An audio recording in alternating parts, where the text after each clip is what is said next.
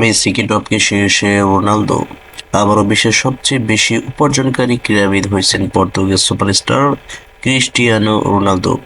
Lionel Messi, Jon Rahm, LeBron James, এমবাপ্পের মতো বড় তারকাদের পেছনে ফেলেছেন CR7।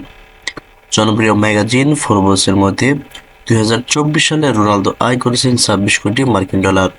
তালিকার 3 নম্বরে থাকা লিওনেল মেসির আয় রোনালদোর প্রায় অর্ধেক। আগামী 5 ফেব্রুয়ারি 40 বছর পূর্ণ হবে পর্তুগিজ তারকা রোনালদোর, কিন্তু এখনও সমান গতিতে চলছে রোনালদোর ছুটে চলা। জাতীয় দল আর ক্লাব ফুটবল গোলের পর গোল করছেন CR7। রোনালদোর এই ছুটে চলার তার পেছনে একই গতিতে ছুটে চলছে স্পন্সরের লম্বা লাইন, সেই সাথে রেকর্ড স্যালারি আর ব্যক্তিগত ব্যবসা তো রয়েছেই। সব মিলিয়েই বার্ষিক হিসেবে বিশ্বের শীর্ষ আয়কারী অ্যাথলেট রোনালদো। তালিকার দ্বিতীয় স্থানে আছে স্প্যানিশ গলফার জন রাম। 21 কোটি 80 লাখ ডলার আয় করেছে এই স্প্যানিশ। এরপরে আছেন রোনালদোর প্রতিদ্বন্দ্বী লিওনেল মেসি। তালিকার তৃতীয় অবস্থানে থাকা আর্জেন্টাইন এই তারকা 2024 সালে আয় করেছেন 13 কোটি 50 লাখ ডলার।